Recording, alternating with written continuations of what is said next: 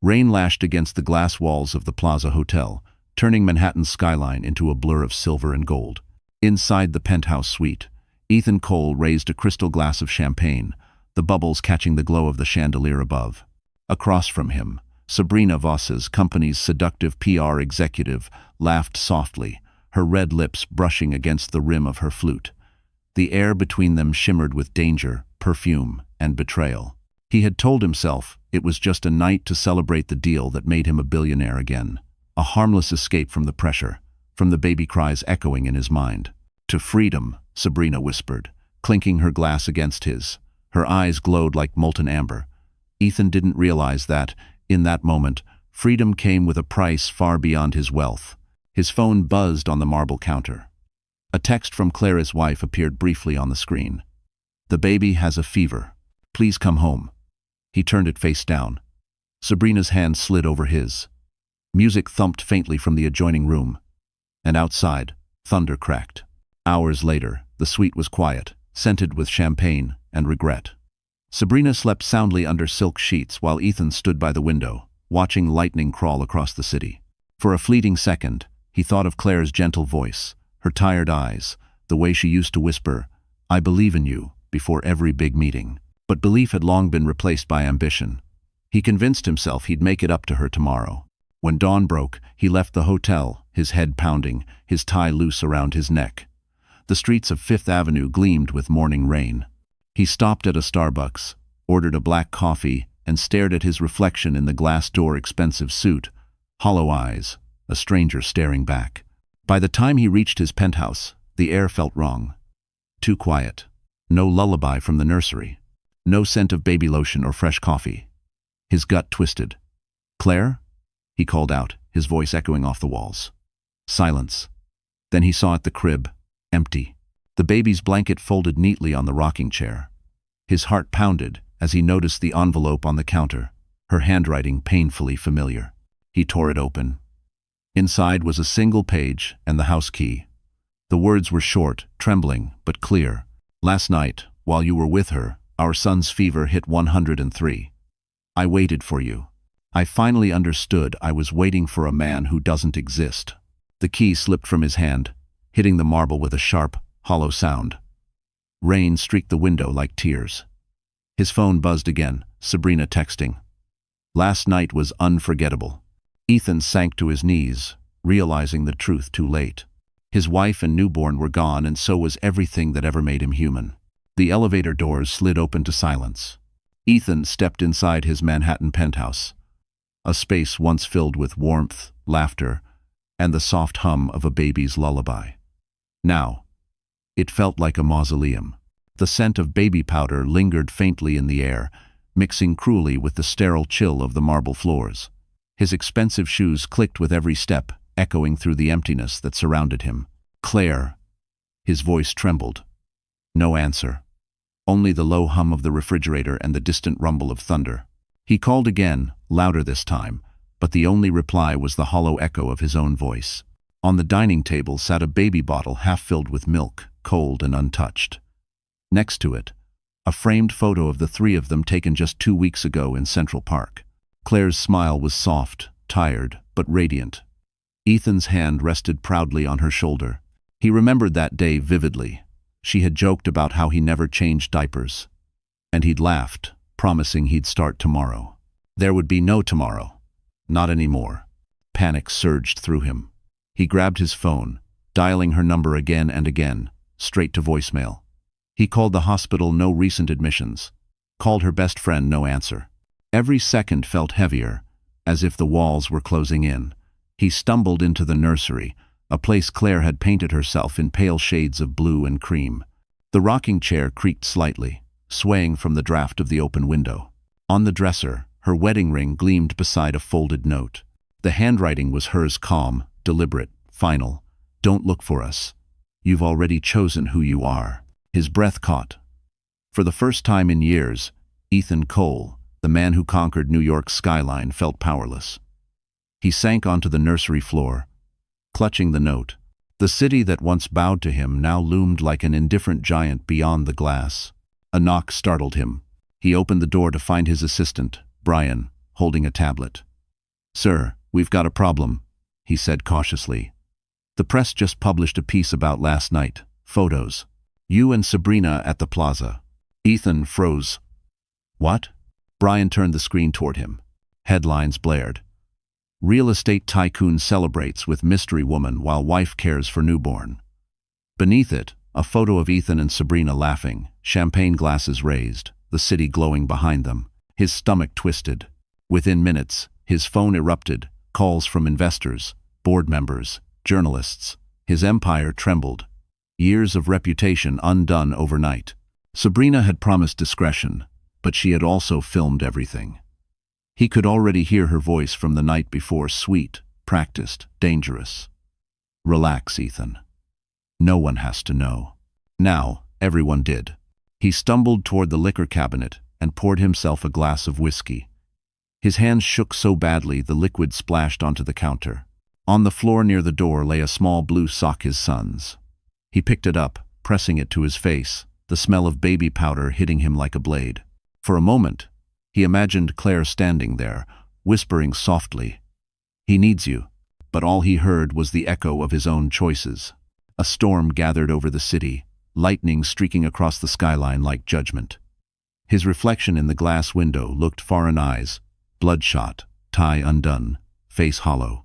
Ethan Cole had built skyscrapers, bought senators, and bent markets to his will. But now, he couldn't even find his wife. And somewhere, deep inside, he knew. This was only the beginning of his punishment. Morning light spilled through the tall windows of Sabrina Voss's luxury apartment on Fifth Avenue. The place smelled of vanilla candles and victory. She sat cross-legged on a cream sofa, scrolling through her phone as headlines about Ethan's scandal exploded online. Her lips curled into a smile.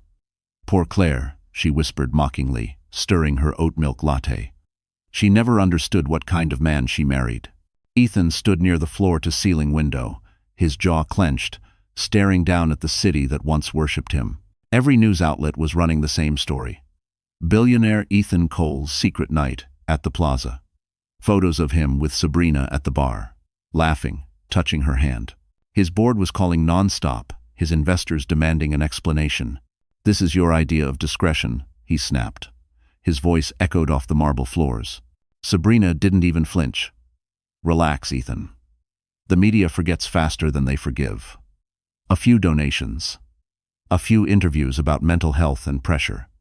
You'll be the misunderstood genius by next week." He glared at her, feeling a surge of disgust. "You don't get it. Claire's gone with my son. Do you understand that?" Sabrina finally looked up, feigning sympathy. "You told me she was fragile. Maybe she finally broke." His hand slammed against the wall. "You think this is funny?" She smirked. "I think it's ironic. You wanted freedom, didn't you? Well, now you have it." Her phone buzzed, and she tilted it toward him.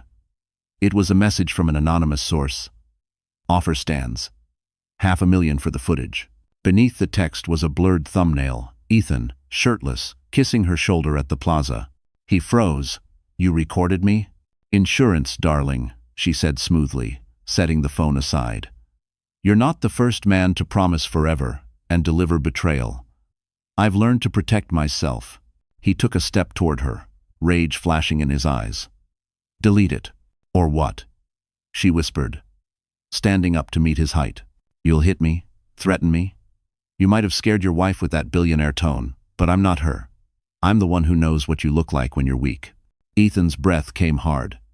He turned, pacing the room, running both hands through his hair. Every second near her felt poisonous. His phone rang. It was his CFO. He answered quickly, voice tight. "Ethan," the man said nervously, "we have a situation. Someone just sold insider documents to Holt Capital. They're preparing a hostile takeover. We're bleeding shares by the minute." "Holt?" Ethan muttered. "Raymond Holt?" "Yes. And there's more. The documents came from your private server. It was accessed under Sabrina Voss's credentials." Ethan's gaze snapped toward her. Sabrina was smiling calm, almost proud. "You sold me out," he said in disbelief. She shrugged. "Business, baby. Holt offered me protection and options. You offered me lies." He stared at her as the realization hit. Claire hadn't been the only one planning an escape. He'd been living in a web spun by every lie he'd ever told. He grabbed his jacket, heading for the door. "This isn't over." Sabrina's voice followed him like silk and venom. "Oh, it's over, Ethan. You just haven't accepted it yet." The elevator doors closed behind him, trapping his reflection in mirrored walls, his tie askew, his face pale, eyes burning with fear. For the first time in his life, Ethan Cole wasn't the predator. He was the prey. And as the elevator descended, he knew one thing with icy certainty. Sabrina Voss had just destroyed him exactly the way he had destroyed Claire. Rain turned to sleet as Ethan Cole's black Mercedes roared through the night, its headlights cutting across empty highways leading north. The windshield wipers beat like a frantic heartbeat. For 3 days, he hadn't slept. Every mile he drove felt like a confession. Somewhere beyond the frozen horizon was Claire, and the child he'd never truly met. He gripped the steering wheel until his knuckles turned white. His phone, mounted on the dash, displayed the last trace of her credit card use, a bookstore in Portland, Maine. She had always loved bookstores. The small, quiet ones where people still spoke softly, like faith wasn't extinct. He remembered once teasing her for buying paperbacks instead of reading on her iPad. "Some things are worth feeling in your hands," she had said. He hadn't understood then. He did now. The city lights of Portland appeared in the distance, muted, fog-drenched, indifferent. He parked outside a brick bookstore called Harbor Pages and stepped into the cold, salt-scented air. Inside, a woman with silver hair looked up from the counter. "Can I help you?" she asked. He flashed a photo of Claire on his phone. "She was here 3 days ago. Did she say where she was going?" The woman hesitated, eyes softening. "She had a baby with her. Bought a few books. Goodnight Moon, and a copy of Women Who Run with the Wolves. Paid in cash. Asked about rentals near the coast." Ethan's chest tightened. Did she leave a number? She didn't. But she looked determined. Like someone who wasn't coming back. He left the store, snow falling heavier now, coating the street in silence. The PI he'd hired called a few minutes later. "Cole, you won't like this," the man said.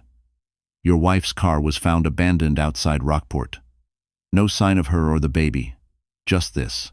Static crackled before Ethan heard it, a baby crying, faint but real.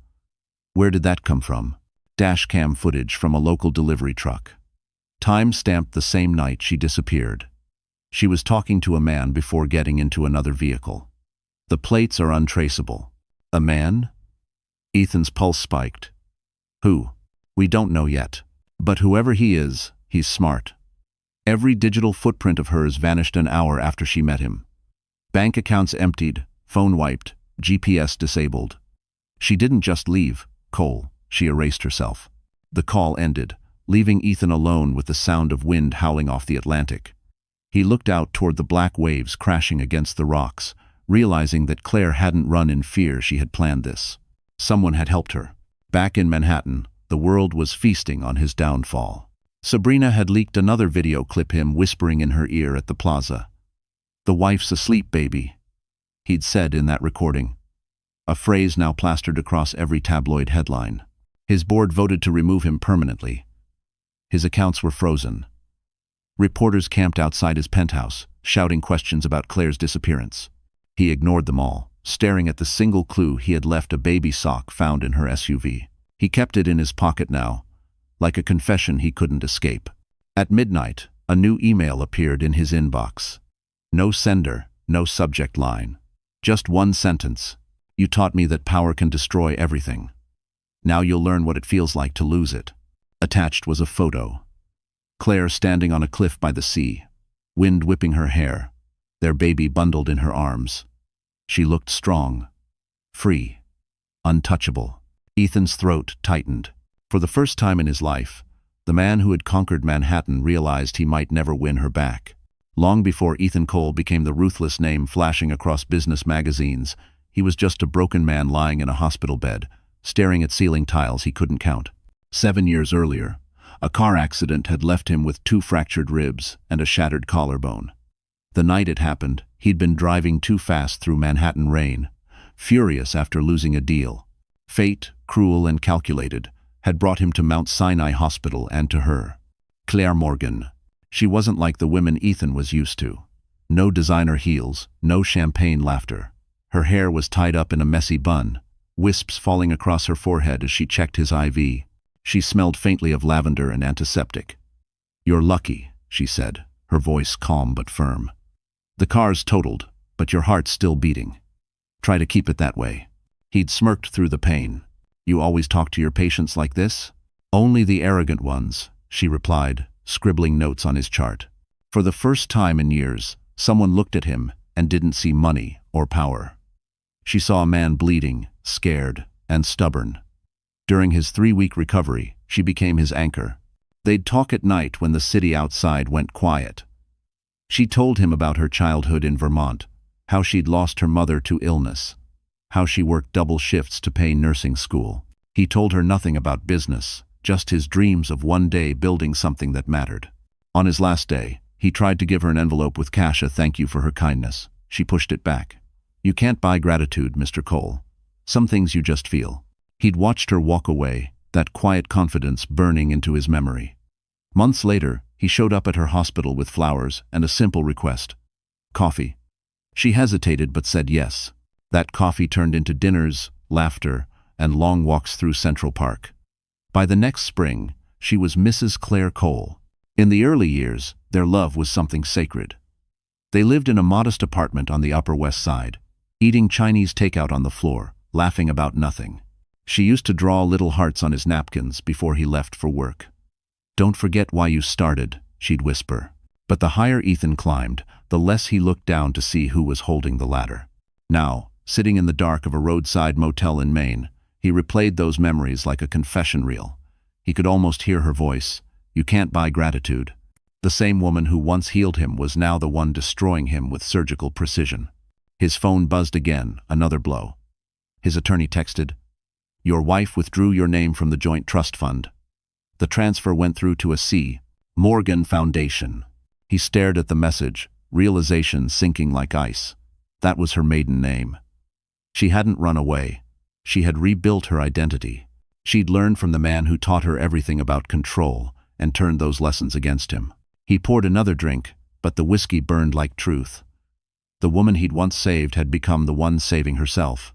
A knock echoed through the motel's thin walls. Ethan froze. He opened the door to find a package lying on the floor. No return address. Inside was a single photograph, Claire smiling, holding their baby in front of a small clinic by the ocean. On the back, in her handwriting, "You once said you wanted to build something that mattered." "I did." The photo slipped from his hand as his chest tightened with a pain deeper than guilt. The morning after receiving Claire's photograph, Ethan Cole woke to the sound of his own breathing. Shallow, restless, human. The motel room was dim, smelling of damp carpet and stale whiskey. He hadn't slept. Guilt had replaced exhaustion as his companion. On the nightstand sat the photo of Claire and their child, both smiling under gray skies, framed by a hand-painted sign, Harbor Clinic.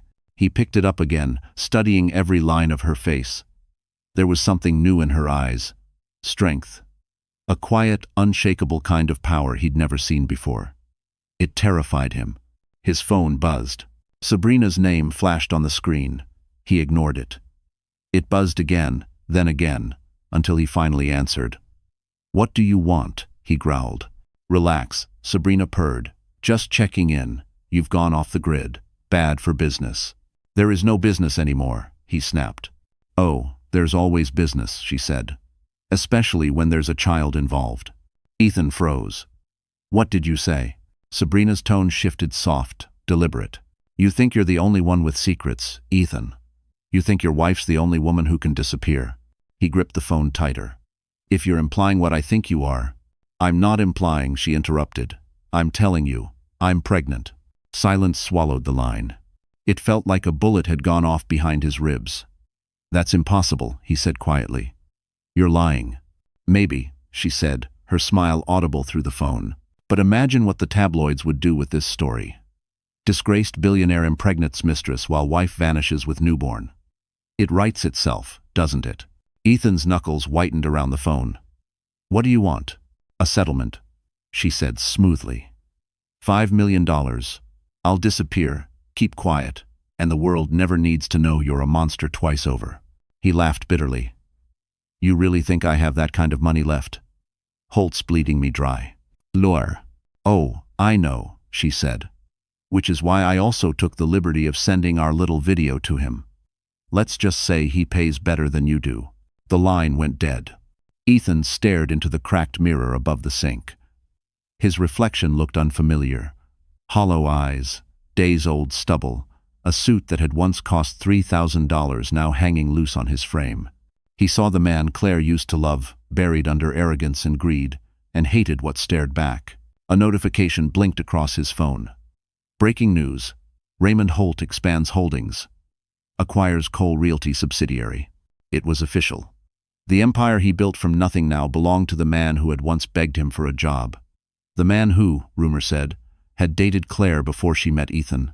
The world, it seemed, had a cruel sense of irony. Later that night, a knock came at his door. He opened it expecting reporters. Instead, it was a courier holding a brown envelope. No name, no return address. Inside, a single sheet of paper read, "You built your kingdom on betrayal. Now watch it crumble, one lie at a time." Attached was a flash drive. He plugged it into his laptop. Dozens of files appeared, board communications, financial transfers, evidence of insider trading. Sabrina's voice played faintly over the first recording. He doesn't care who he ruins, Raymond. Just make sure he never breathes the same air as her again. Ethan's stomach turned. His sins had come full circle. Every lie he'd told now had a voice. Every secret a witness. As he sat there, face lit by the glow of the screen, he realized the cruelest truth of all. He wasn't just betrayed. He had trained his betrayers. The enemy in his mirror had multiplied. Snow fell in thick, silent sheets outside the window of Ethan's motel room. The world beyond was white and unforgiving, like a blank page daring him to start over. He hadn't eaten in 2 days. Every call to his lawyer ended in another loss. Frozen accounts, seized assets, a pending federal investigation for insider trading. The empire that once bore his name now belonged to Raymond Holt. But the pain that cut deepest wasn't financial, it was the silence. No word from Claire, no sound of his child's cry, just an empty phone screen, mocking him with nothingness. He sat at the edge of the bed, head in his hands, when an email notification blinked across the laptop screen. The sender field was blank. The subject read, "Stop looking for her." Ethan's pulse quickened. He clicked it open. "She's safe. She doesn't need your apologies or your money. Keep searching, and I'll bury every secret you've ever hidden. You taught her to survive. She's learned better than you think." Below the text was a single attachment, a photo. Claire stood on a cliff overlooking the ocean, bundled in a dark coat, the baby in her arms.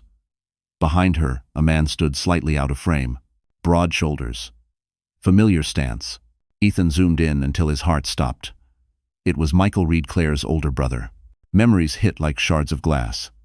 Michael had been there the night Ethan proposed, shaking his hand reluctantly. He'd been at their wedding, whispering to Claire during the vows, "Don't let him turn you into a trophy." Ethan had brushed it off, calling him overprotective. Now, that same man was holding his wife's life in his hands. The phone rang, vibrating violently against the nightstand. A blocked number. Ethan hesitated, then answered. "Still trying to play savior," a deep voice said. "Michael, where is she?" Ethan demanded. "You don't have the right." Michael cut him off. "I have every right. You lost yours when you chose a hotel room over your family. You don't understand." Ethan shot back. "I made a mistake." "No," Michael interrupted coldly. "You made a pattern." Ethan's throat tightened. "Please, I just want to see my son." There was silence on the line. Then Michael's voice softened, almost pitying. "Your son doesn't need to see what a man looks like when he's destroying himself. Claire built something here. She's helping people again. She's happy." Ethan pressed his hand against his forehead. "If she's happy, then why the threats? Why the games?" "Because you don't give up, Ethan. You never have. So I'm giving you a reason to." "Ho. What do you mean?" "You remember the charity fund you used to move offshore accounts? The one under Holt's name?" Ethan froze.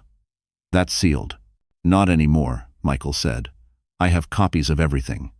You follow her again, I'll leak it to every outlet in the country. Holt, Sabrina, the SEC, everyone will see what kind of man you really are. Ethan felt his stomach twist. You're blackmailing me? No, Michael said. I'm protecting her. Someone should have. Long ago. How does?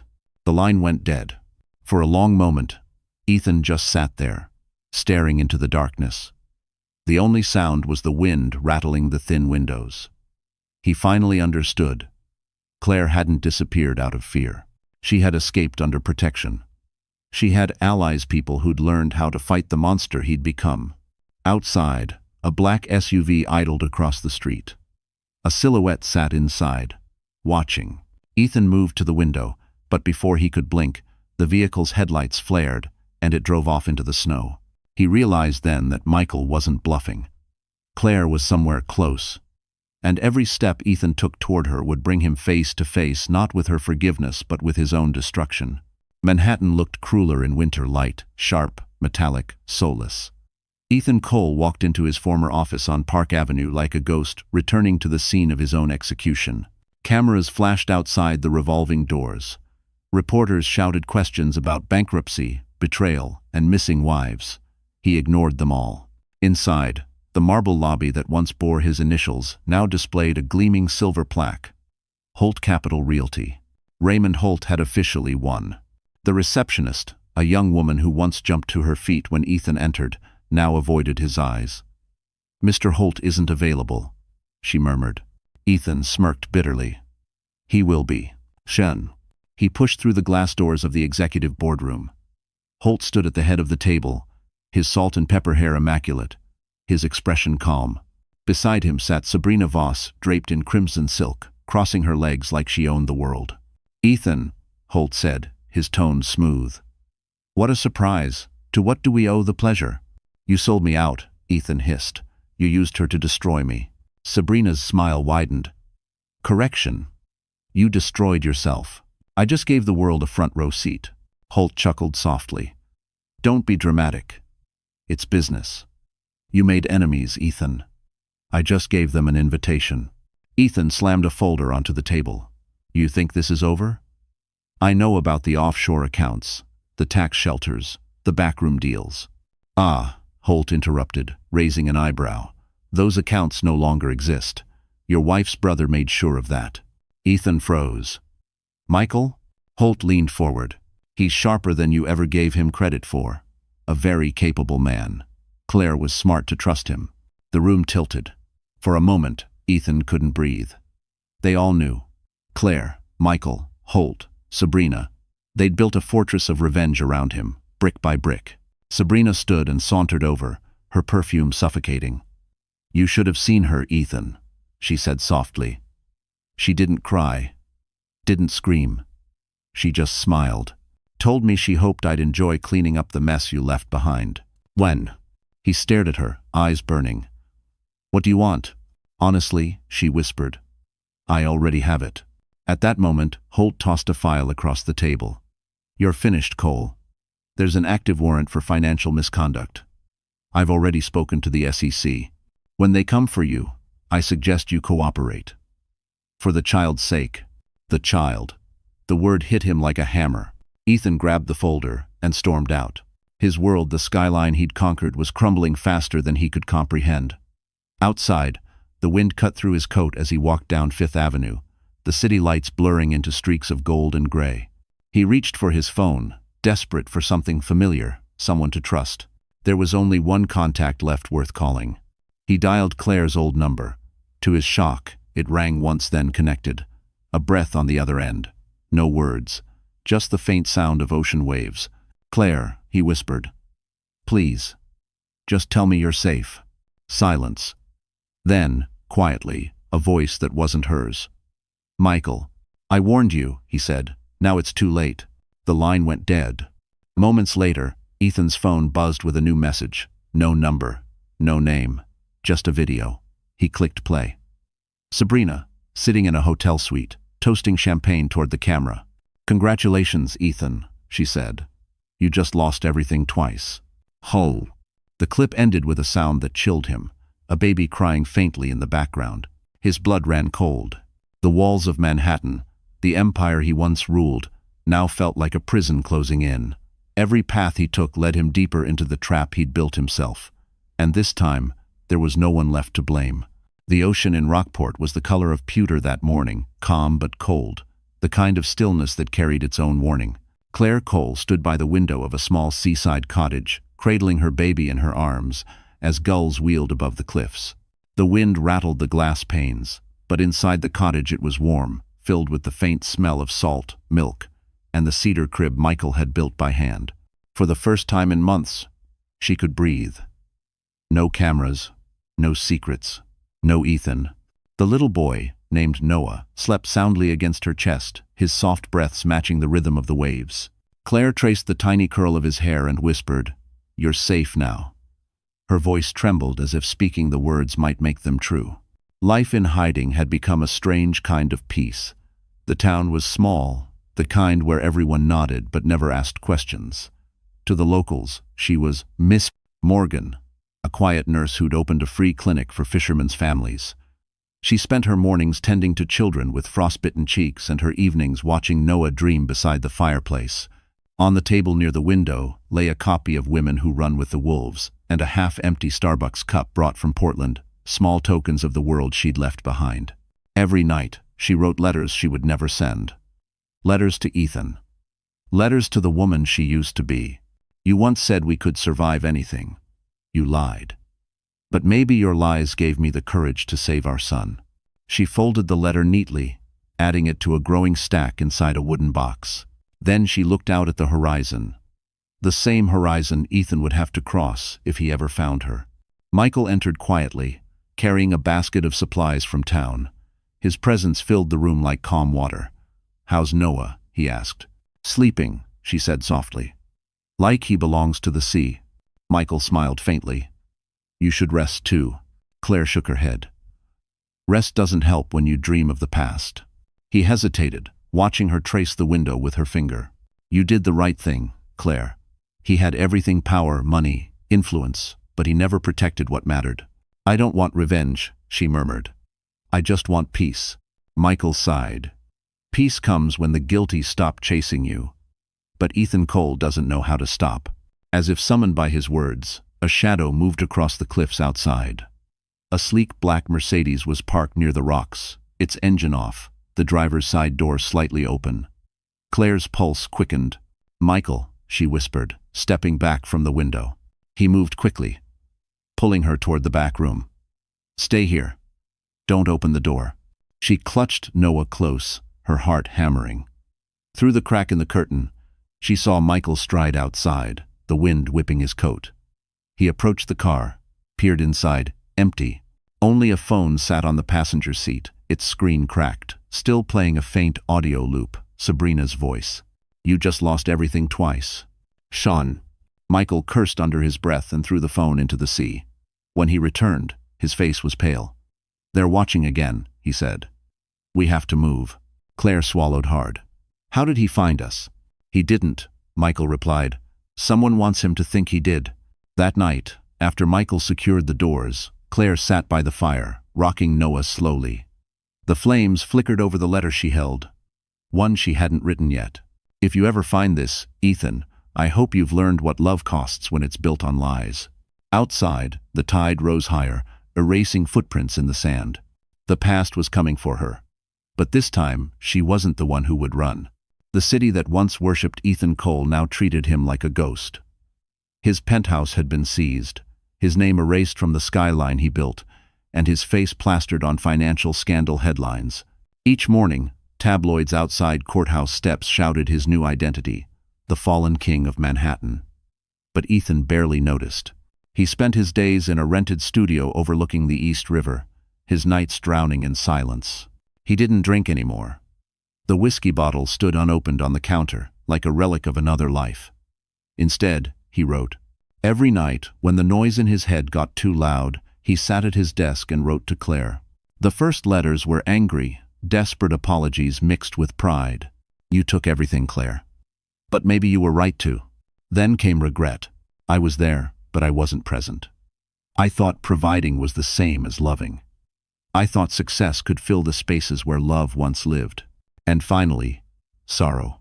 I don't deserve to see him grow up. But if he laughs like you, if he has your eyes, then maybe there's still something good left in me. He never mailed any of them. The stack grew thicker, tied with a piece of string, sitting beside a single framed photo, Claire and him at their wedding, sunlight spilling through the chapel window. One evening, while he was writing, his laptop pinged with a new message. It was from a therapist he'd been referred to after the court hearings. Dr. Eva Moreno, grief and rehabilitation specialist. Their sessions began online, her voice calm and deliberate. "You're not being punished by others, Mr. Cole," she said once. "You're being punished by your own reflection." Ethan had stared at the screen for a long time before replying, "Then how do I forgive what I see?" Dr. Moreno smiled gently. "By rebuilding, piece by piece. You once built towers for money. Build something now for meaning." That night, he opened one of his old boxes, filled with awards and newspaper clippings, and fed them into the fireplace. Watching the flames devour his legacy, he whispered, "This was never worth her. Bon." But just as he began to feel something close to peace, the past clawed its way back. His attorney called. "Ethan, you should see this," the man said. "A journalist from the New York Chronicle is preparing an expose about Claire's new foundation. They're linking her funding to the accounts you once used offshore." Ethan's breath caught. "That's impossible. She doesn't even know about those. That's the problem. Someone's feeding them information. If this breaks, she'll lose everything." You. For the first time in months, Ethan felt adrenaline course through him. The story wasn't about him anymore. It was about her. About the one person he still had a chance to protect. He opened his old encrypted files, tracing the digital fingerprints that had planted the story. The trail led back to a single name, Sabrina Voss. Of course. She wasn't done yet. Ethan grabbed his coat and his notebook of letters. There was only one person who could help him stop her now. Raymond Holt. And though Holt had stolen everything from him, he also hated Sabrina just as much. Before leaving, Ethan looked down at his last unfinished letter to Claire. "You once said I built towers for my ego. Now I'm building one last thing, redemption." He folded the page, slipped it into his coat pocket, and walked into the cold night. For the first time in a long while, Ethan wasn't running from his mistakes. He was running toward them. The letter would remain unsent, but his actions would speak louder. Ethan Cole hadn't stepped inside a corporate office in months, but the moment he entered Holt Capital's high-rise on Park Avenue, the old instincts returned, the straightened shoulders, the steady stride, the aura of control. Only this time, control was an illusion. The guards eyed him suspiciously. His once respected name now lingered in the business world like a curse. He was here to face his greatest enemy, and maybe to save the only person who had ever mattered. Raymond Holt's assistant led him into a glass-walled boardroom. Holt stood at the far end, hands in his pockets, watching the snow fall over Manhattan. His suit was flawless, his calm unnerving. "You're either brave or desperate to walk in here, Cole," he said without turning. "Maybe both," Ethan replied. "But this isn't about us anymore. It's about Claire." "Shul." Holt finally faced him, one eyebrow raised. "You mean the woman you broke?" Ethan swallowed hard. "Someone's trying to destroy her foundation. They're linking her to my old offshore accounts. If the story goes public, she'll lose everything she's built." Holt studied him for a long moment, then smirked. "You sound sincere. That's new."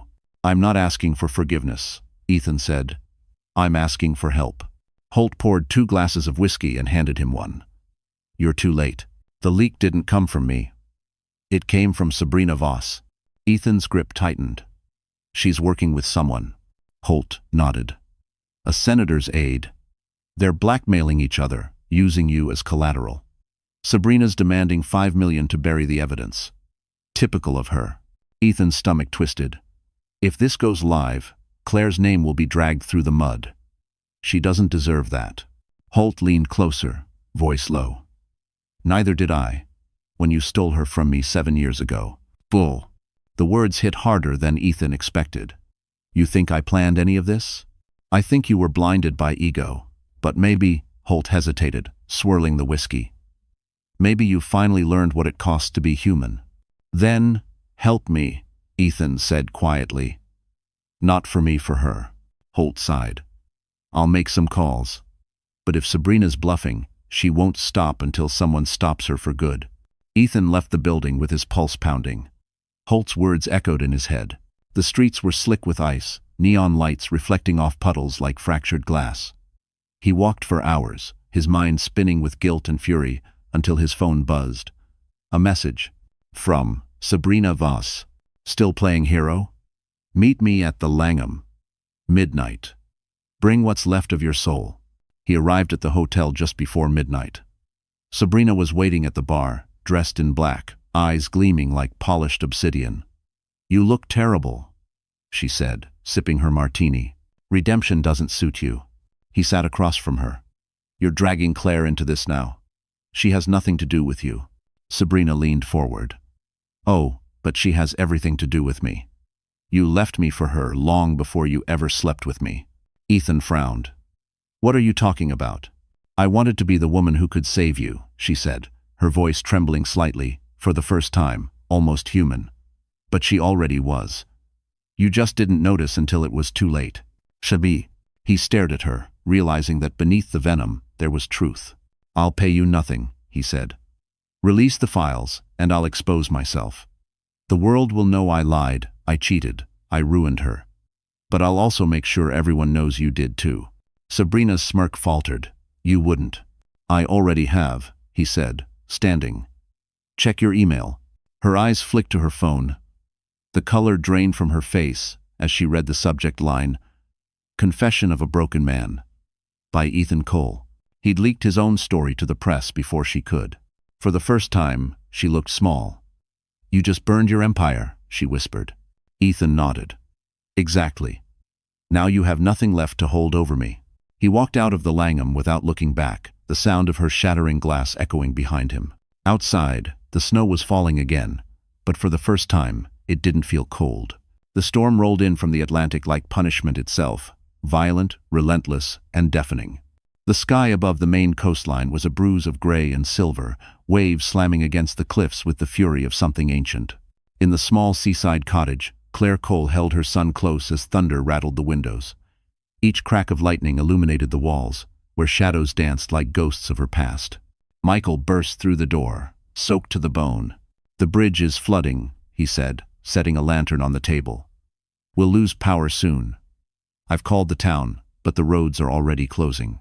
Claire tried to stay calm, but the baby was crying, a sharp, frightened wail that pierced through the howling wind.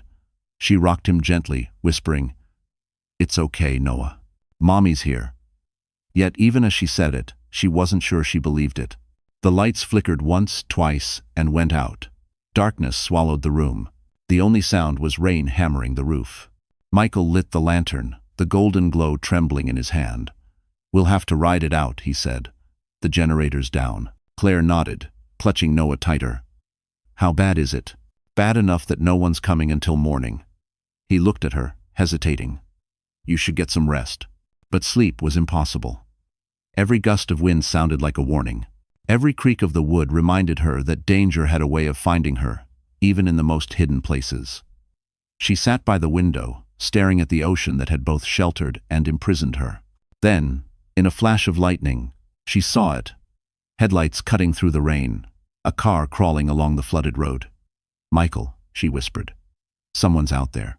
He joined her at the window, his face tightening. No one should be driving in this, not unless. The sentence died on his lips. The car turned into their driveway, tires hissing on wet gravel. Claire's heart slammed in her chest. She recognized that shape, sleek, black, unyielding. The Mercedes. Michael grabbed his coat. Stay here, he ordered. Claire didn't move. Her hands trembled as she watched him disappear into the storm. Minutes felt like hours. The rain pounded harder, leaking through the roof. Then came shouting, muffled, distant, but unmistakable. Michael's voice. She laid Noah gently in his crib, then ran to the door. The cold hit her like knives as she stepped into the storm, the wind nearly knocking her off her feet. Lightning split the sky, and for a moment, she saw them. Michael standing inches from another man, fists clenched, rain pouring down their faces. Ethan. He looked nothing like the man she remembered. His hair was longer, his clothes soaked and torn. The arrogance was gone, replaced by something raw. Desperation. "Claire," he shouted through the roar of wind. "Please." Michael blocked his path. "You shouldn't be here." "I needed to see her," Ethan cried. "I didn't come to take her away. I just needed to know she was alive." Claire's voice broke through the chaos. "Why now, Ethan?" He turned toward her, eyes shining with a grief she didn't recognize. "Because I finally understand what I destroyed. I don't want forgiveness. I just want to help you if you'll let me." Tomane. Another bolt of lightning struck nearby, shaking the ground. The wind screamed louder, and suddenly, the cottage roof gave way with a cracking sound. Michael grabbed Noah's crib as debris flew. Claire screamed, reaching for her son. Ethan lunged forward, shielding them both with his body, as part of the ceiling collapsed behind him. When the storm finally began to fade, the three of them sat huddled in the corner, soaked, shivering, but alive. Noah's small hand reached up and grabbed Ethan's soaked shirt, holding tight. For the first time, Claire didn't pull him away. Morning broke pale and fragile after the storm.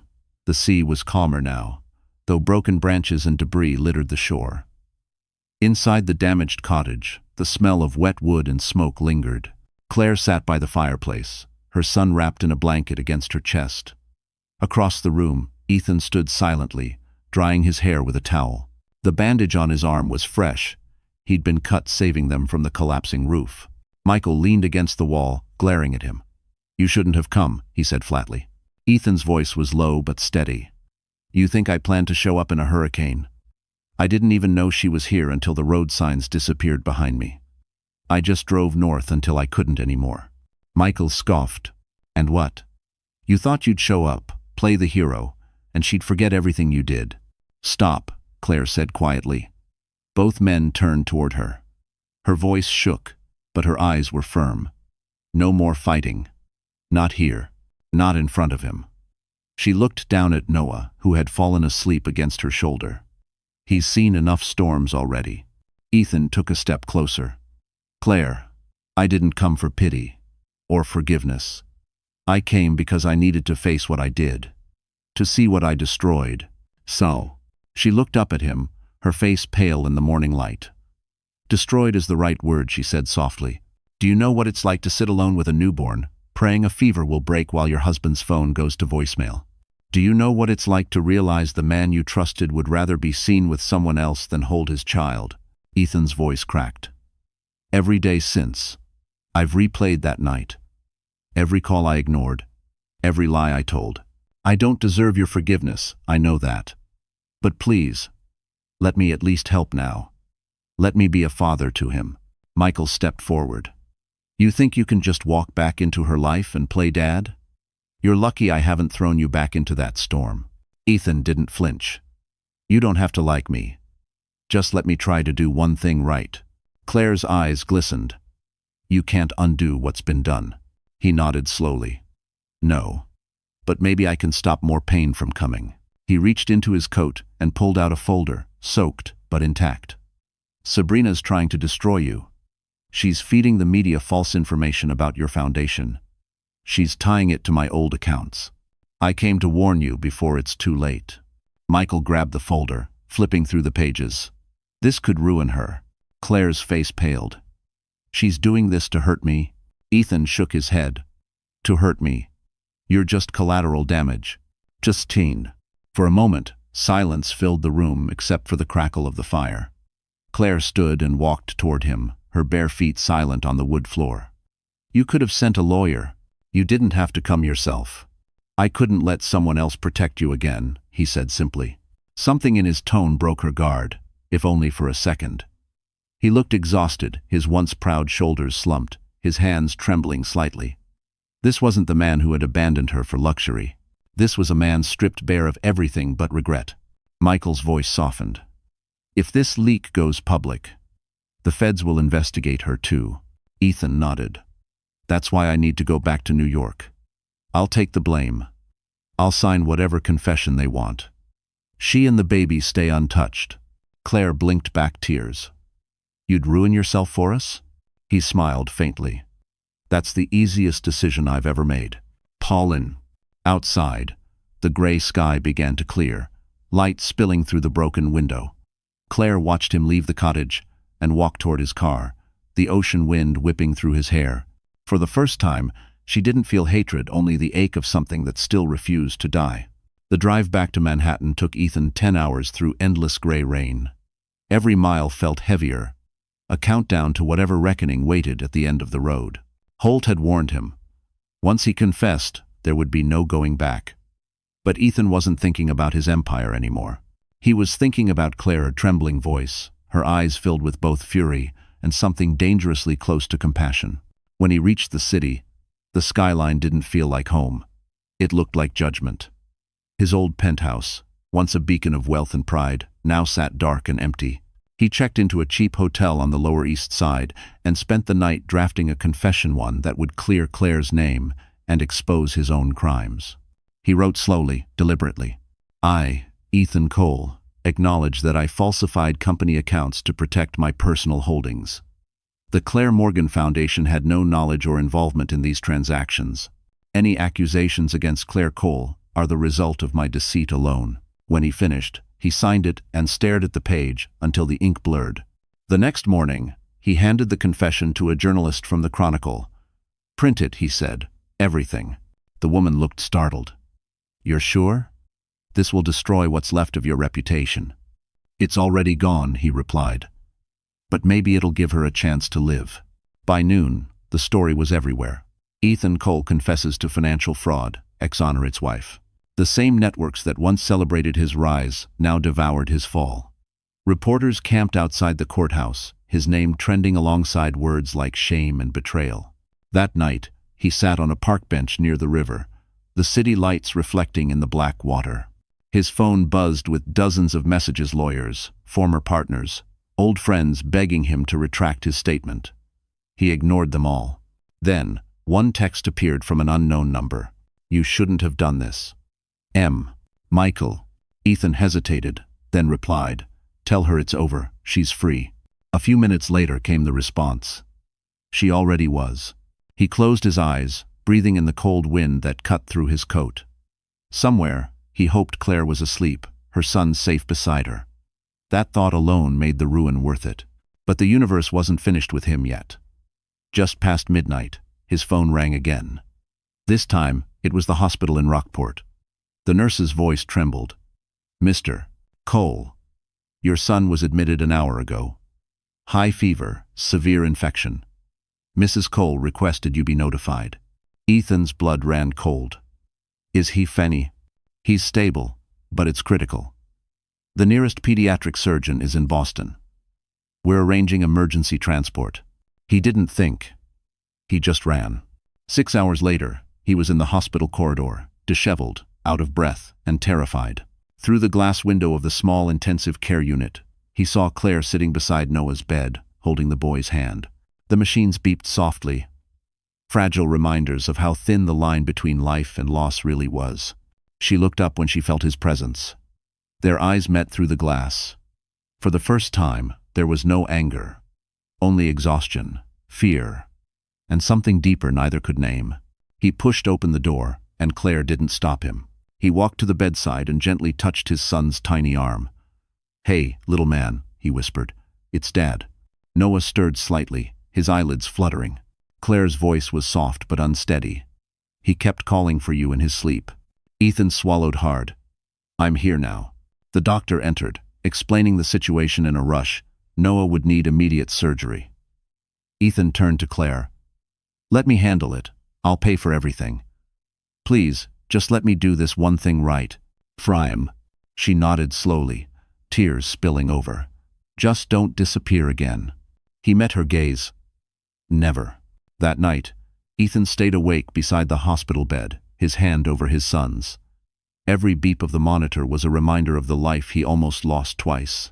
And for the first time in years, he prayed. The surgery lasted 4 agonizing hours. Ethan paced the corridor outside the pediatric operating room like a man awaiting his own verdict. Every second that passed was punishment for years of selfishness. Through the glass wall, he could see the faint outline of his son's small body under bright surgical lights, a sight that reduced him from Titan to nothing but a father praying for mercy. Claire sat nearby, hands clasped, lips trembling in silent prayer. The same woman he'd once left crying alone in their penthouse was now the strongest person in the room. When she finally spoke, her voice was barely above a whisper. They said the infection spread fast. If we'd come any later. She stopped, unable to finish. Ethan lowered himself into the seat beside her. He's a fighter, he said softly. He gets that from you. Claire didn't look at him. He almost didn't make it because of you. If you hadn't, he interrupted gently. I know. Then quieter. I know, Claire. For a long moment, the only sound was the rhythmic hum of hospital machines. Finally, the surgeon emerged, fatigue etched on his face. He's stable, he said. The operation was successful. He'll need time to recover, but your son's going to be okay. The relief was so sharp it almost hurt. Claire broke down, covering her face with her hands. Ethan exhaled shakily, his shoulders trembling. Thank you, he whispered, but the doctor had already moved on to the next emergency. When the nurse allowed them inside, Noah was asleep beneath soft white sheets, his tiny chest rising and falling slowly. Claire sat by his bedside, stroking his hair. Ethan stood behind her, his hands in his pockets, afraid to breathe too loudly. He looks like you when he sleeps, she said quietly. Ethan swallowed hard. Then I'll make sure he never becomes like me when he wakes. That night, as Claire rested her head against the bed, Ethan slipped out of the room. He found the hospital chapel, a small, dim space lined with flickering candles. He wasn't a man who prayed, but now he knelt, the cold tile beneath him grounding the moment. If you let him live, he whispered, take whatever's left of me instead. It wasn't a deal. It was surrender. The next morning, sunlight cut through the blinds. Noah was awake, small fingers reaching toward the light. Claire smiled through her exhaustion. Ethan stood at the foot of the bed, watching silently. When she caught his gaze, she said softly, "You didn't have to stay." "I wanted to," he replied. "I needed to." "Well." Claire studied him, her eyes filled with something uncertain. Not forgiveness, not yet, but the first flicker of understanding. "He'll need physical therapy, medicine, time," she said. "I'll take care of it," Ethan answered. She shook her head. "You've already lost everything. You don't owe us anything." He smiled faintly. "Maybe not. But I owe him everything." Over the following weeks, Ethan remained in Maine. He volunteered at the hospital, quietly donating under anonymous checks. He rebuilt the clinic's storm-damaged roof himself, hammering nails into the wood with blistered hands. The townspeople, once wary of the stranger with haunted eyes, began to nod when he passed by. One afternoon, Claire found him painting the fence outside the cottage, sleeves rolled up, sun glinting off his arm. "You're not the man I married," she said, crossing her arms. Ethan paused, lowering the brush. "I know. You're trying too hard." He turned toward her, eyes steady. "No, Claire. I'm trying just enough." For the first time in years, she smiled. Small, reluctant, but real. As she turned back toward the house, he whispered to himself, "Piece by piece." Because redemption, he was learning, didn't come all at once. It came quietly, in the sound of a child's laughter, the weight of a hammer, and the slow forgiveness of a woman who once believed he was lost forever. The winter sun over Manhattan did little to warm the chill in the air. Ethan Cole stood on the courthouse steps, watching a crowd of reporters push forward like vultures circling the dying remains of his past. Cameras flashed, microphones thrust toward him, questions flying like shards of glass. "Mr. Cole, is it true you've surrendered your remaining assets? Did your mistress blackmail you? Are you still in contact with your wife?" He said nothing. Silence was his final defense. Beside him, his attorney whispered, "You don't have to face her in person. The deposition can be remote."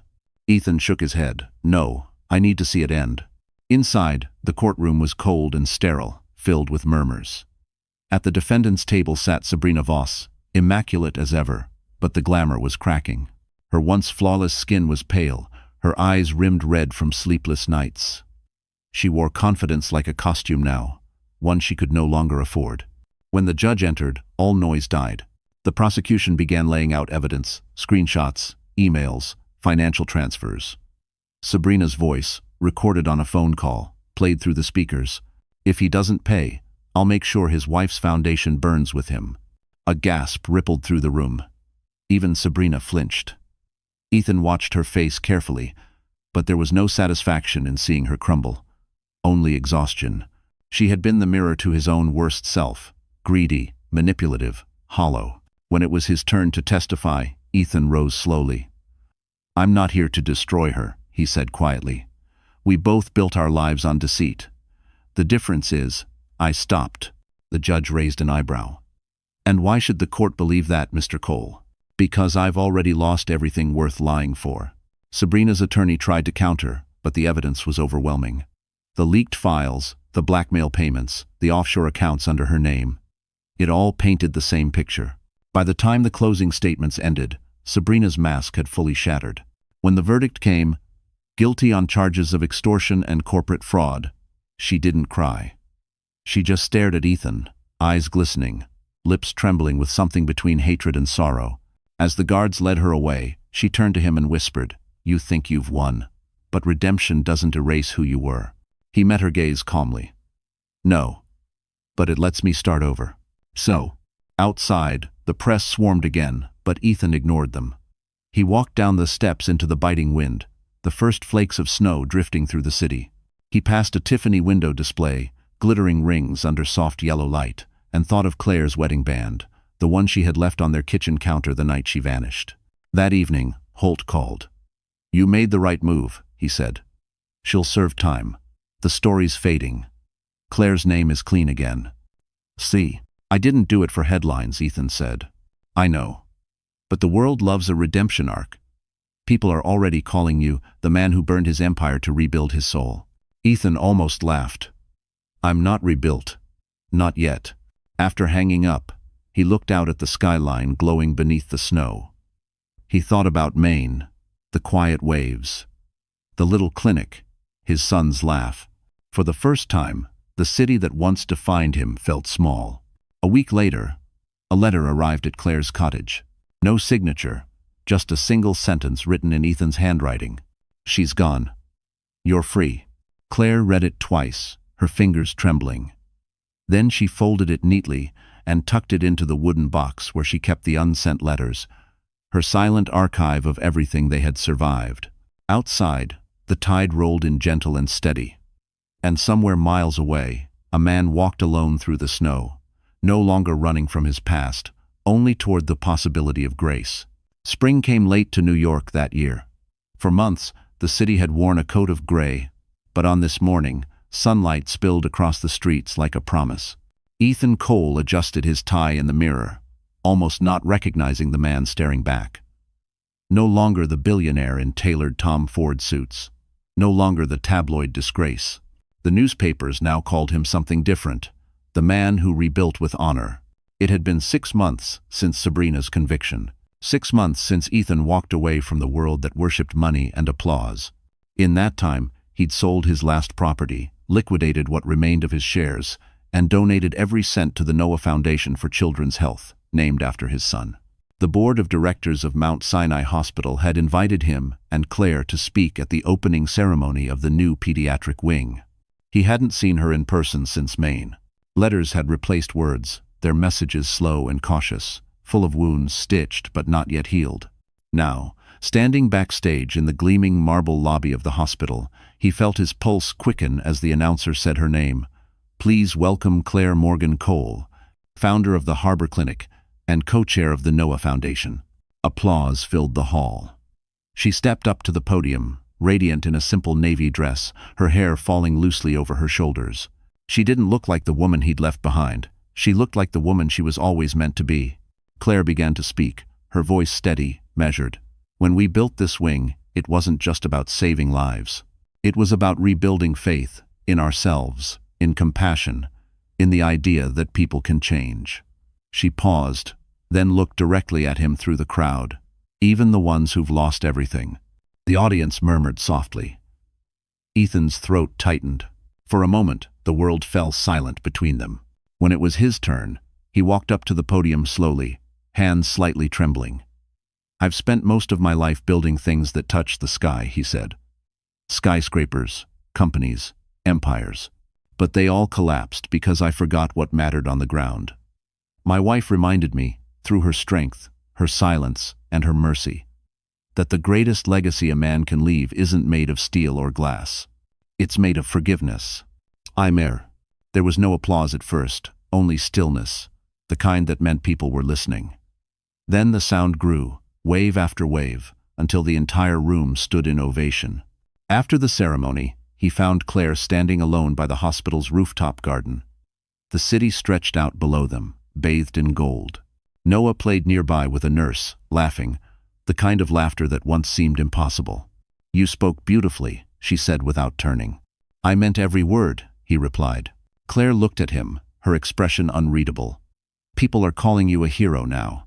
Ethan shook his head. "Heroes don't destroy the things they love." She smiled faintly.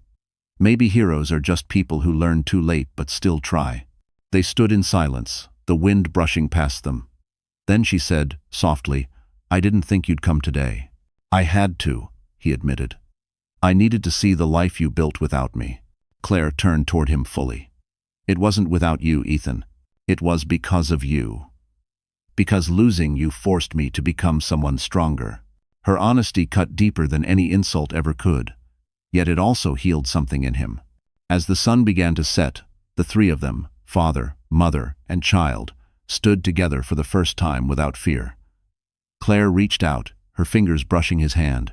"He's old enough to understand someday," she said softly. "When he asks who you are, what should I tell him?" Ethan's voice was low, steady. "Tell him I'm a man who forgot what love was, and spent the rest of his life learning how to deserve it." The air outside Mount Sinai Hospital shimmered with spring warmth, the kind of New York morning that smelled of fresh coffee and second chances. Banners rippled in the breeze above the grand entrance. The Noah Cole Pediatric Wing, a new beginning. Cameras flashed, journalists clustered near velvet ropes, and a crowd of donors murmured with anticipation. Ethan stood in the lobby, straightening the cuff of his modest navy suit. Gone were the luxury brands, the gold watch, the arrogance that once defined him.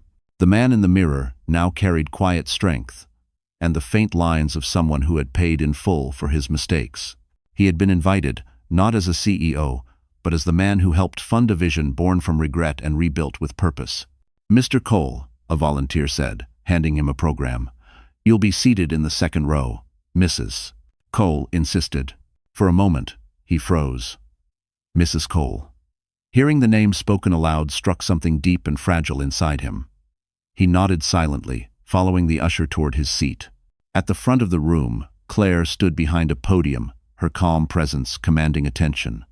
Dressed simply in ivory, she looked like light personified. Steady, strong, untouchable. Her voice carried softly through the hall. "When this project began," she said, "it wasn't about redemption. It was about healing, for children, for families, and maybe even for ourselves. Pain can destroy you, or it can teach you how to rebuild. We chose the latter." Applause rippled through the crowd. Ethan's chest ached with pride and shame intertwined. When it was his turn to speak, he walked slowly to the stage. Every camera lens followed him, the fallen magnate now standing where he had once only appeared in headlines of disgrace. He took a breath and faced the audience. "6 years ago," he began, "I thought success meant skyscrapers and profit margins. But when I lost everything, my company, my reputation, my family, I discovered what true poverty looks like. It's not about money, it's about meaning. And the woman sitting in the front row," he paused, his voice thickening, "taught me that meaning is something you build, not something you buy." The crowd was silent. Even the air seemed to hold its breath. "I stand here today not as a businessman," he continued, "but as a man who's learning to be a father, a partner, a better human. The Noah Foundation isn't about my redemption. It's about hers, the woman who had every reason to hate me, but chose to help the world instead." When he stepped away from the podium, the applause that followed was thunderous, not for his words, but for the sincerity behind them. Later, as the ceremony ended, Ethan found Claire standing in the rooftop garden overlooking Central Park. The city stretched beneath them, golden in the fading light. Their son, Noah, ran along the path with a red balloon, laughing freely, unaware of the gravity surrounding the adults who'd once nearly destroyed his world. Claire turned as Ethan approached. "You did well," she said softly. He smiled. "You built this. I just followed your lead." Bah. For a moment, they stood in silence, the distance between them smaller than it had been in years. "You've changed," she admitted. "But sometimes I wonder if people really do. Or if they just learn how to hide their scars better." Ethan looked at her, eyes sincere. "I used to hide behind everything. Money, power, pride. Now the scars are all I have, and maybe that's okay. They're proof I survived the person I used to be." Claire studied him, her expression unreadable. Then, quietly, she said, "You didn't just survive, Ethan. You grew." He exhaled slowly, as if her words alone had lifted the weight of years. In the distance, Noah's laughter echoed through the rooftop. Ethan looked at his son, then back at Claire. "You gave me a second chance," he said. "Not everyone gets that." She smiled faintly, eyes glistening in the twilight. "Then don't waste it." And for the first time in his life, Ethan didn't. The gala at the River Caf shimmered against the Brooklyn skyline, the city lights glittering on the East River like fragments of a broken crown. It had been a full year since the opening of the Noah Foundation's pediatric wing, a year of quiet rebuilding, of boundaries and beginnings. Tonight, Ethan Cole stood on the restaurant's terrace, the hum of jazz and laughter floating behind him. He wore a simple black tuxedo, no designer logos, no excess, just a man waiting for a moment he wasn't sure he deserved. The event was a celebration of the Foundation's success. Hundreds of children saved, clinics funded across New England. But for Ethan, it wasn't about applause or photographs. It was about one person, Claire. He hadn't seen her since the hospital ceremony. Their letters had become rarer, their words careful, full of warmth, yet cautious, like two people afraid to touch old wounds. He didn't know if she'd come tonight. Part of him believed she wouldn't. The other part, the part that had learned to hope, believed she might. A gentle voice cut through his thoughts. "You still hate crowds, don't you?" He turned, and there she was. Claire stood framed in the soft glow of the terrace lights, her navy gown flowing like the river beneath them. Her hair was pinned back loosely, a few strands brushing her cheek. She looked timeless. Ethan's breath caught. "You came." "I almost didn't," she admitted. "But then I remembered what this place means." He smiled faintly. "The River Caf. Our first anniversary dinner. You said it felt like floating between two worlds, the city behind us, the water beneath us. And I told you," she said with a small laugh, "that one day you'd have to choose which one you wanted to live in." Ethan stepped closer, his eyes soft. "I finally did." She looked at him for a long moment before speaking. "You look different. Older. Wiser," she said simply. They walked along the terrace railing, the distant hum of traffic blending with the sound of waves lapping against the pier. Inside, a jazz singer crooned softly about second chances. "How's Noah?" Ethan asked quietly. "Happy," she said. "He loves the ocean. Michael teaches him to fish every weekend. He still keeps that little wooden car you made him by his bed." Ethan smiled. "I'm surprised it's still in one piece." Claire turned toward him, her voice softening. "He asks about you sometimes." His chest tightened. "What do you tell him?" "I tell him his father's learning how to be a good man." He swallowed hard. "Am I?" She didn't answer right away. Instead, she reached into her clutch and handed him an envelope. "Read this later. It's from Noah." Ethan looked down at it, the uneven handwriting, the faint smudge of a child's thumbprint. He held it like something sacred. Claire's eyes met his. "He doesn't remember what happened between us. He just knows you built a hospital for kids like him. That's what matters now." Ethan took a deep breath. "And what about you, Claire? What matters for you?" She hesitated. "Peace. I didn't think I'd ever find it. But watching you rebuild, not for attention, not for power. Maybe that's part of my peace too." They stood close now, the city glowing behind them, the night humming softly around their silence. "I don't expect anything," Ethan said. "Not forgiveness, not another chance. I just wanted to see you happy. Claire smiled, a single tear glinting in the light. You don't have to expect it. Sometimes life surprises you. At that moment, Noah appeared at the terrace door, holding a red balloon and grinning wide. Mommy, look, they have chocolate cake. Claire laughed, bending to kiss his forehead. Go ahead, sweetheart. Noah ran off again, his laughter echoing through the night. Ethan watched him go, eyes shining with quiet awe. Claire looked back at him. He's waiting for you, you know. He wants his father at his next school event. Ethan's voice cracked. If you'll let me. She nodded, smiling through tears. We both will. As the city lights reflected on the river, Ethan realized this wasn't a fairy tale ending. It was something better. It was real. The morning after the gala, New York felt different, softer somehow, as if the whole city had exhaled. The clouds parted, spilling sunlight over Central Park, and the air carried that first fragile whisper of spring. Ethan Cole walked down the familiar paths lined with budding cherry trees, his hands deep in his coat pockets, his heart heavier and lighter all at once. Ahead, near the lake, he spotted her.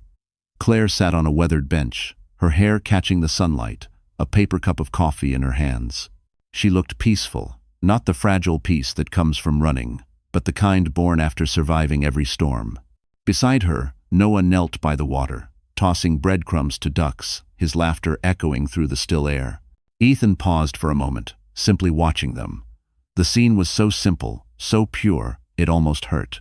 For years, he'd imagined moments like this, not the grand gestures or luxury vacations, but mornings that felt honest, mornings that felt like home. Claire turned, sensing his presence before he spoke. You're early, she said, smiling faintly. I didn't sleep, he admitted. Guess I didn't want to miss this. He sat down beside her, careful to keep a respectful distance. The silence between them wasn't tense anymore. It felt earned. Noah turned around, waving excitedly. Dad, look. They follow me when I throw food. Ethan's chest tightened at the word Dad. It had been so long since he'd heard it without pain. You've got away with them, he said, his voice catching slightly. Claire smiled. He's got your patience. Ethan laughed quietly. You must be thinking of someone else. She sipped her coffee, eyes focused on the water. He doesn't know the details. He's too young. But he knows his father came back. I almost didn't, Ethan said honestly. There were nights I thought disappearing would be easier. Claire glanced at him, her expression soft but steady. Running is always easier, but harder to live with. He nodded. I spent years building towers no one remembers. And now, a single laugh from him feels like the only thing that matters.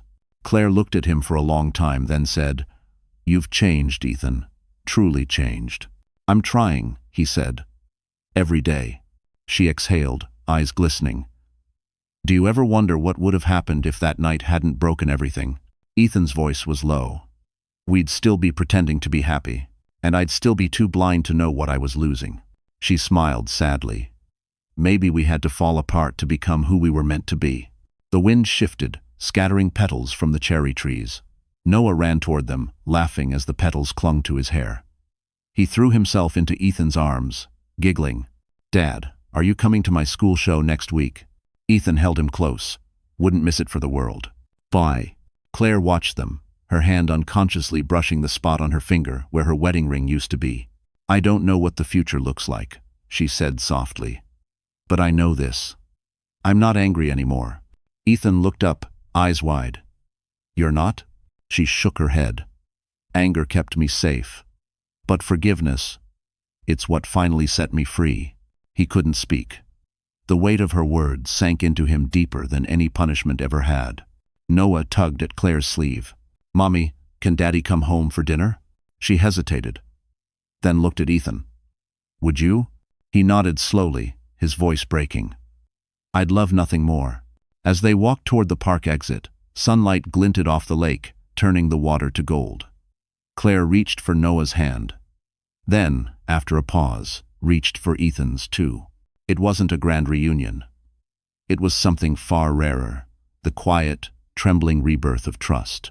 The house in Maine was quiet again, but not empty. The sea outside hummed its eternal rhythm. waves brushing against the cliffs as if whispering blessings. A year had passed since that morning in Central Park, the morning when forgiveness became more than a word. Now, life had found its own rhythm. Claire's clinic thrived. The town trusted her. And Ethan, against every odd, had stayed. He'd bought a small house near the harbor, nothing like the penthouses he once owned. The walls smelled of cedar and paint. The floorboards creaked with character. Every morning, he woke before sunrise, brewed coffee, and walked to the pier with Noah. Sometimes they fished, sometimes they just talked about nothing. But for Ethan, each conversation felt like redemption carved into time. Claire arrived that morning with a basket of muffins and a soft smile. "You still don't lock your door," she teased, setting the basket on the table. Ethan grinned. "Guess I like the idea that someone might walk in." She shook her head, half smiling. "You've changed, Ethan Cole." He poured her coffee into a worn ceramic mug. "For the better, I hope." "For the quieter," she replied, taking a sip. "I didn't think you'd ever learn how to sit still." He leaned against the counter, watching her. "Maybe I just needed a reason to." The morning sunlight poured through the windows, painting everything in gold. It felt like the kind of peace neither of them thought they'd earn. Later that day, they attended the annual town fair. Children's laughter mixed with the scent of caramel and salt air.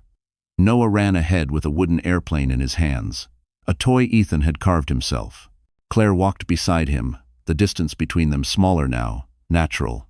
"Remember when you couldn't stand small towns?" she asked, glancing at him. He chuckled. "Yeah. Now I can't imagine leaving one." Chazelle. As evening settled, the three of them stood by the shoreline watching the fireworks bloom over the water. Claire's hand brushed his lightly. He didn't move, afraid the moment might break. "Do you still miss it?" she asked. "The city, the power, the noise." He shook his head. "No. I used to chase applause. Now I chase quiet. And I've learned quiet can be loud in all the right ways." She smiled, turning her eyes back to the sky. "You sound like a poet." He laughed softly. "No, just a man who ran out of excuses." A burst of gold lit up the waves, reflecting across her face. She looked at him, her expression unreadable but tender. "You've done more than change, Ethan. You've healed. Only because you let me try," he said. For a while, they didn't speak. The fireworks faded, leaving behind the steady whisper of the sea. Noah ran toward them, laughing, his small hand gripping theirs. "Mom, Dad, can we stay up and watch the stars?" Claire smiled. Just for a little while. They spread a blanket on the sand, the three of them lying beneath a sky stitched with constellations. Noah fell asleep first, his head resting between them. Claire turned her gaze to Ethan. "Do you ever think about the night it all started?" He nodded slowly.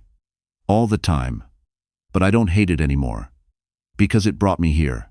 She looked at him, really looked at him, and for the first time in years, her eyes softened with something that wasn't guarded. "Maybe," she whispered. "We needed to lose each other to find ourselves." Ethan reached out, his hand covering hers. "And maybe," he said, his voice barely above the waves, "we were never really lost, just waiting to come home."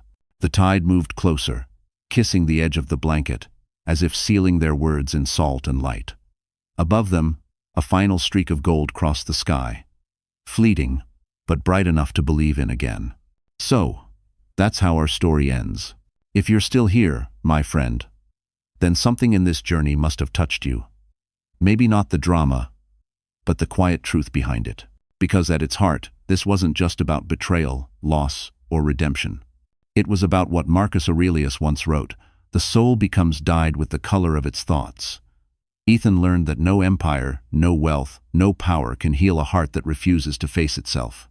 But when we finally stop running, when we dare to stand still and take responsibility, healing begins. Maybe you, too, have a storm you're trying to survive.